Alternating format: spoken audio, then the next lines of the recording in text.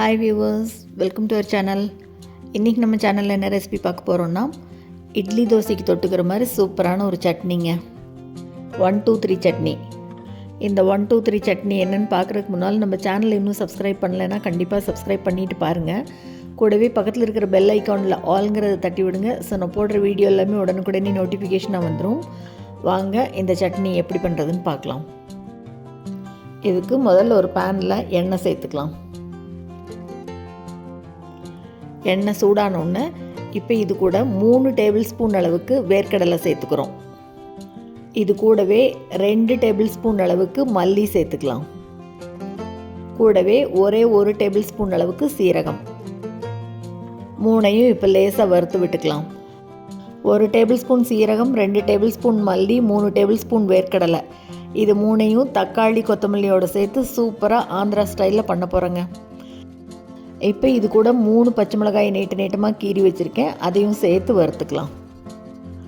கூடவே தக்காளி பாருங்கள், 8 தக்காளி எடுத்திருக்கேன். ஒரு மீடியம் சைஸில் 8 தக்காளி எடுத்துகிட்டு நல்லா வாஷ் பண்ணி இப்படி நீட்டமாக கட் பண்ணி வச்சுருக்கேன், அதையும் சேர்த்து வதக்கலாம்.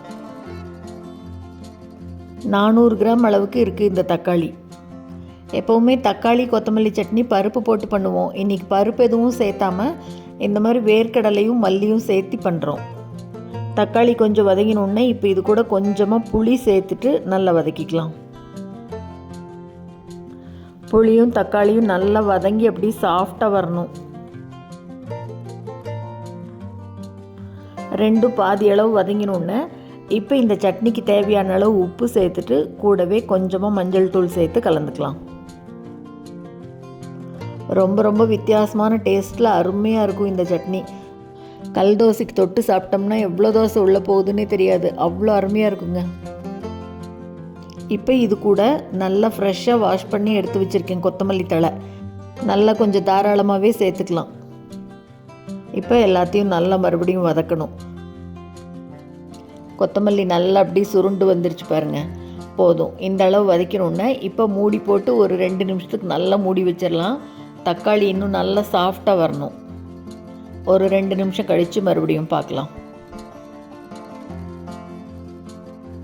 நல்லா அப்படி தண்ணி விட்டு வதங்கி வந்திருக்கு பாருங்கள், போதும். இந்த அளவுக்கு நல்லா அப்படி சாஃப்டாக வந்த உடனே இப்போ அடுப்பை ஆஃப் பண்ணிவிட்டு நல்லா கம்ப்ளீட்டாக ஆற விட்டுறலாம். இது ஃபுல்லாக ஆறுனதுக்கப்புறமா இது ஒரு மிக்ஸி ஜாருக்கு மாற்றிட்டு தண்ணி எல்லாம் எதுவும் சேர்த்தாமல் பாருங்கள் நல்லா நைஸாக இந்த மாதிரி அரைச்சி எடுத்துக்கணும். இப்போ இதை ஒரு பவுலுக்கு மாற்றிட்டு இதுக்கு தாளித்து கொட்டிடலாம்.